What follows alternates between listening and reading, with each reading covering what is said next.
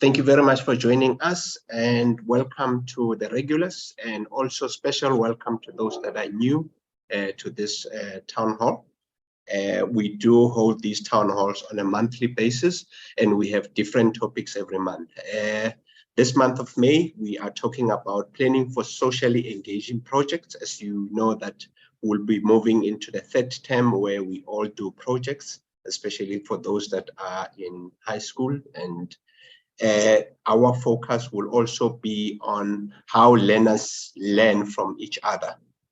And for today, before I introduce myself, I would like to ask our technical team member, Susie, to show the poll whilst I'm introducing myself, today's poll. So we do these polls every time when we are having these types of conversation. My name is Mokgalaka. I'm part of the DBE Ecubed, which is the one that organizes and arranges these type of webinars, and also the Teacher Connect platforms. I'm responsible for communication in the Ecubed. And I will then go straight into introducing my program for today. Just to run through it quickly, I've already welcomed you guys, and we will be also telling you about forthcoming events at a later stage. And I've already told you about today's topic. I'll be introducing our two heroes to you, and later we'll also allow you to join in the discussion to do a Q&A with them, and we'll do some announcements before you leave, and then we'll close. We have a very short time, 30 minutes only, going straight into it. Today, our heroes is Alfred Mokgalaka and Adil Mungalee, who are both 2022-2023 winners of the National Teacher Awards. Those are the DBE Ecubed Best Teachers. So they both won that particular award. Can I ask Alfred and Adil to switch on the cameras and just to say hi to everyone? Can I start with you, Adil?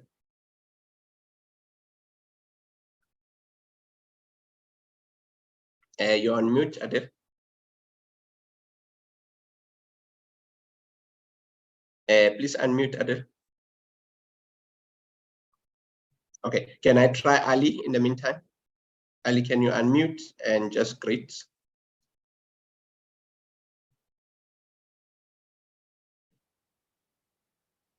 Ali, are you able to unmute?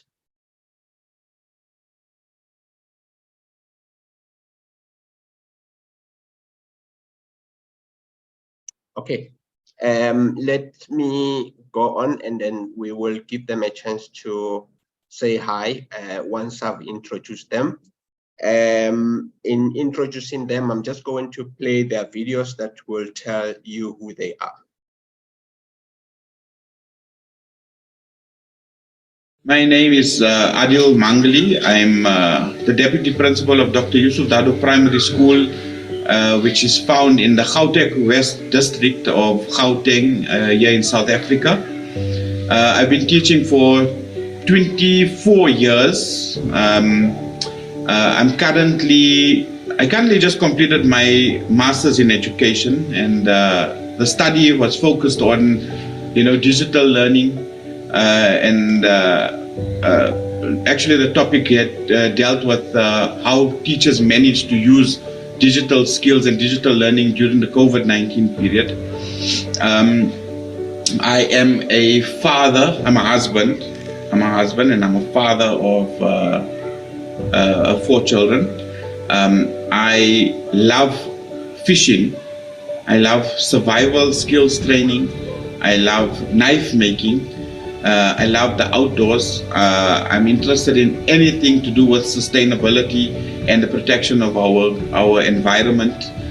Currently, my big focus in the next few years, my focus is going to be on philanthropy, where I'm going to be using my skills to be able to teach the people in the community about global climate change and sustainability. My first project is going to deal with food security, and I'm going to be focusing for the rest of this year on teaching people skills with regards to soil, soil production or protection or management, and planting of seeds, harvesting of seeds. Wow, thank you very much, Adil, for that introduction. As you can hear, that he is quite involved and actively involved, not only with the learners, but also in the community in terms of the project, which is what we're talking about, the socially engaging project. And I will jump to Ali's video. Hi, my name is Alfred Mokgalaka. I am the 2022-2023 Best National Teacher Award winner. When I attended the National Teachers Conference and the National Education Lekgotla in 2023, I donated my ideas that will help shape the policies of the Department of Education in South Africa. I am a teacher at Frans de Toit High School in Limpopo.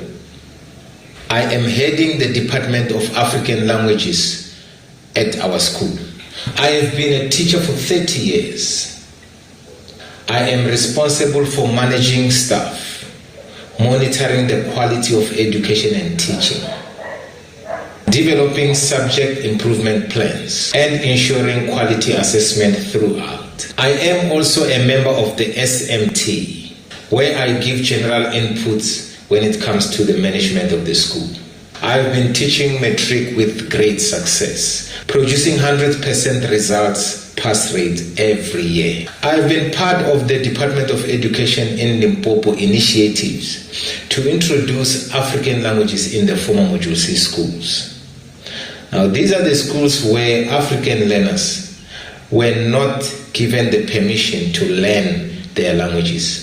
This ensured that there is a smooth transition from the policies of the apartheid government to the new policies of our democratic country that our leader and father Nelson Mandela was dreaming of.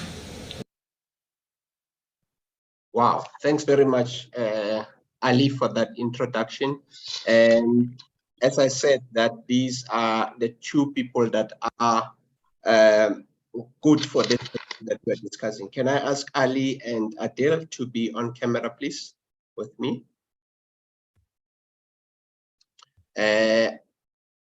Ali, I can hear one of the teachers saying that, 30 years, I wasn't born 30 years ago when you started teaching. That's a very long time ago. Even for you, Adil, 24 years, it's a very long time, but it comes with a lot of experience that you get. Ali, are you able to join us on camera? Adil, whilst he's joining us, can I direct a question to you? How do you define a socially engaging project in the context of education? First of all, good evening to everyone who's joined us in this amazing platform. And it's a real honor, obviously, to be here. When you talk about social engagement, it's when you're talking about getting to the heart of the community and working with the people as close as you can. I come from a school which is in a relatively, upmarket area, but the students that we teach come from very, very poor backgrounds, informal settlements, etc.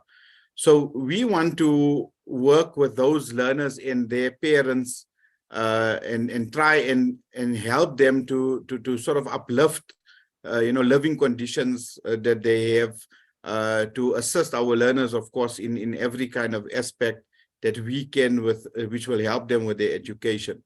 So I think community involvement is extremely important in order for us to, when it comes to social coercion and to get that buy-in. As a school, you are in a very, very advantageous point because you can work with the corporate companies and you can work with sponsors, etc. And you can go back into the community and you can sort of mediate as a mediator for those projects that we find ourselves involved in at the moment. And we can use those projects then to uplift, there's so many aspects within communities. Today we've got problems in society with drug abuse and alcoholism and bullying, but we try to focus also a lot on the positives. Like if you go back to my bio, I was just talking about the project that I'm currently working on, where it's very socially involved. We work with the community to try and get them, planting materials and seeds, etc., so that they can plant at home. Yeah, so I think overall, the most important thing is just to work with people. It's not just that because we are in school that our focus is only there, because the learners themselves are part of a greater community. And that's the thing that we need to understand as teachers, because when you understand where our learners come from, it becomes easy to teach them. Yeah, thanks very much, Adil, for that. Before I pass it to Ali, can I remind everyone in the call that you can ask the question in the chat, or you can raise your hand and then we will manage the queue. And then I will tell you who is the next person who can raise the question. Ali, can I pose the same question to you, that how do you define socially engaging projects in the context of education? And would you, can I please ask you guys to keep your answers short so that we also allow people to participate in the Q&A? Thank you. Over to you, Ali. Thank you very much for affording me an opportunity. I think it's very much apparent that a child that I teach in class is from a community. Therefore, it's impossible to teach them right if I do not know where they came from. That is one. Now, my approach here will be that a child came to school being at point A. How did I transform that child's life to point Z? And it has to be practical. It can't be a situation where a learner is good in memorizing books and lines and all that. We must talk of practical results. I'm talking here, for an example, I have a project called Submit a CV for a Graduate. That's what I do every Monday, where I submit CVs for people that are frustrated and cannot get jobs. Those are my former learners. And then I make sure that those kids are employed. I can tell you right now, I have over 6 people that are employed through this project. Now, that is the practicality that we're talking about. Now we're engaging with the community and making sure that socially we are very much attached to the community by doing those kind of things. That it's not a matter of collecting a check at the end of the month. We need to care for those kids, where they came from, when they are at school, and after they passed matric. Because of time, I'll cut my answer right there.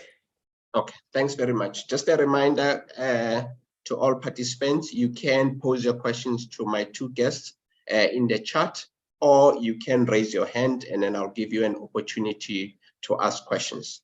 Both of you are running projects, and I just want to know from both of you, what strategies do you use to connect socially engaging projects to real world issues and challenges that you are finding in your communities? Let's start with you, Adil.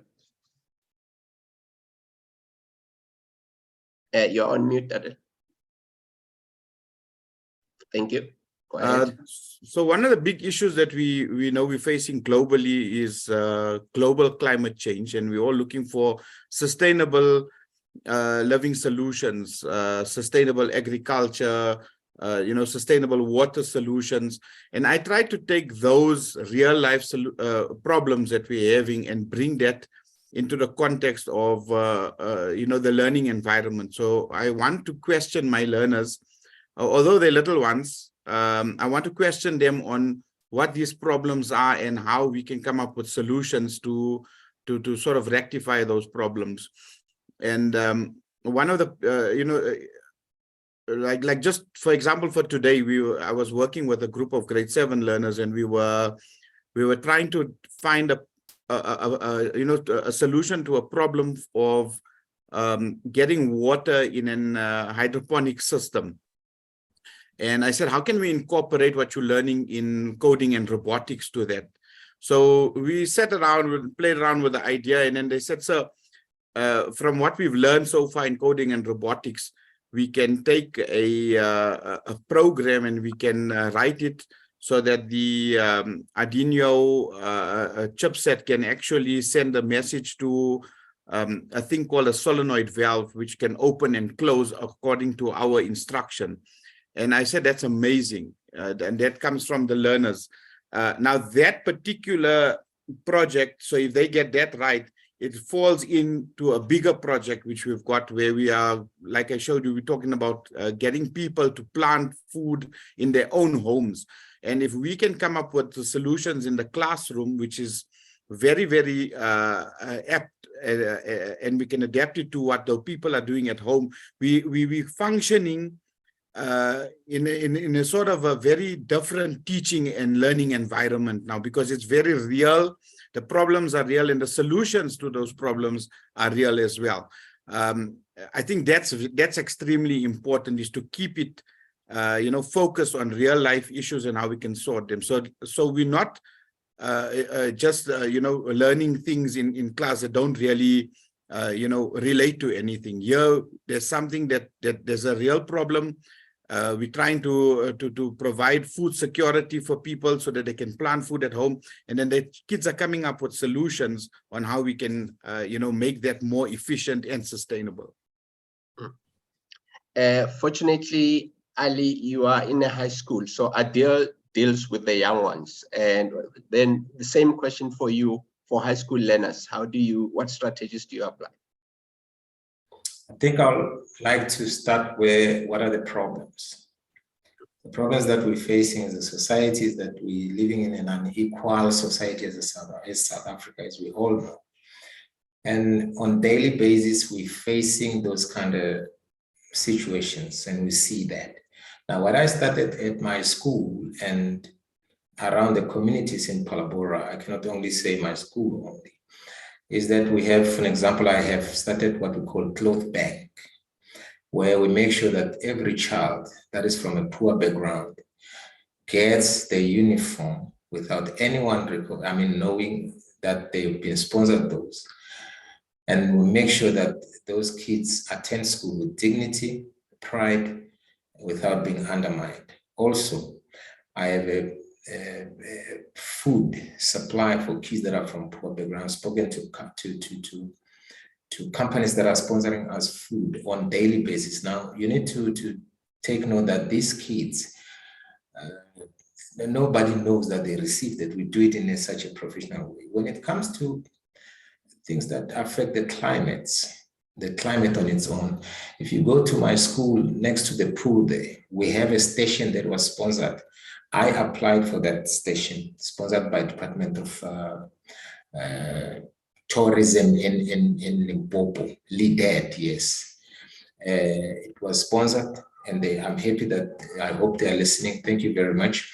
We check and monitor the pollution of air in Palabora, so that we can contribute and try to advise accordingly when it comes to climate change. Also, we have a weather station where kids themselves go and check what is the weather. Actually, they can actually report what is happening with the weather in Palabora. Now, all that, what does it do to a child? It conscientizes them without us mentioning to them that these kind of things needs to be taken care of. It means we need to monitor the pollution. It means we have to check the temperature and everything. The pollution that causes the temperature to rise every time. Now, when they have that kind of information, they need not be told what to do, because now they know these kind of things are very important. Now, those are some of the few things that we do to practically address those kind of things that can be detrimental to the community, and socially so, it helps the learners to really become part of the whole, not knowing that they are not equal to the next learner. Thank you. My next question is around the most important stakeholder in education, which is a learner. As the DBE payoff line says, that every learner is a national asset. So question to both of you, how do you promote learner voice and choice in socially engaging projects? Adil, it will be an interesting one because you deal with little ones in primary. Over to you. Okay, so one of the things that we're very fortunate in is that DBE, GDE, you know, and a lot of the private NGOs and NPOs, they work very closely with schools and create these opportunities for learners to be able to, you know, participate in competitions and things like that. And that's extremely important because it takes away from the, you know, the actual curriculum that's constantly happening in the school and gives learners an opportunity to do something very different. Like, I know we participate every year in the astronomy quiz, and we participate in, you know, various other competitions, the ISTATFERS, Olympiads, etc. So that sort of gives an opportunity for learners to be able to voice their opinions. But as a teacher, what I like to do is, especially now, you know, when you look at implementing digital technologies in your teaching, it creates a completely different paradigm in teaching, especially when it comes to the way learners now express themselves, because they're using social media to express themselves. Now, there are certain rules, of course. They have to be of a certain age to have a social media account, etc. But what we've done as a school is we created a platform on Instagram where we've got a school Instagram account. And we then, after taking the POPI Act into account and making sure that all the kids have signed or the parents have signed, following all of the legislation, we then showcase the work that they do. So it creates a lot of opportunity for learners to be able to, you know, put forward what it is that they're doing, because they know that, okay, it's going to go onto the social media platform, which is being seen by so many people. It gives them a boost when they do whatever it is that they do. And it creates an opportunity for them to showcase now, you know, what efforts they've put in the classroom and the results of those efforts. It gives opportunities for their parents to go online and see what it is that the kids are doing. We recently just did our World Book Character Day, and everybody in the school dressed up as book characters. And that's posted, you know, on our Instagram page. And everybody can go to see. And it's exciting because that's, you know, learners now put in more effort to be able to be on a platform. So if we use social media platforms in a positive way, it can be a huge advantage in teaching that we can use as a teaching medium as well. I know some of the teachers in the school, they've got TikTok accounts where the kids are watching TikTok and things like that. Now, a lot of people, they have negative, you know, attitudes towards certain social media platforms. But on the other hand, there's a reality that that's where our kids are. And if we can put enough positive influence in those areas and in those spaces, at least we'll be contributing something positive. You're not going to get them away necessarily from those platforms, but if you give them something positive to look forward to when they go into those platforms, I think that makes a big difference. Ali, I know your learners are very opinionated at high school, but how do you ensure that they have a voice in these socially engaging projects? Thank you very much. I believe in project-based learning.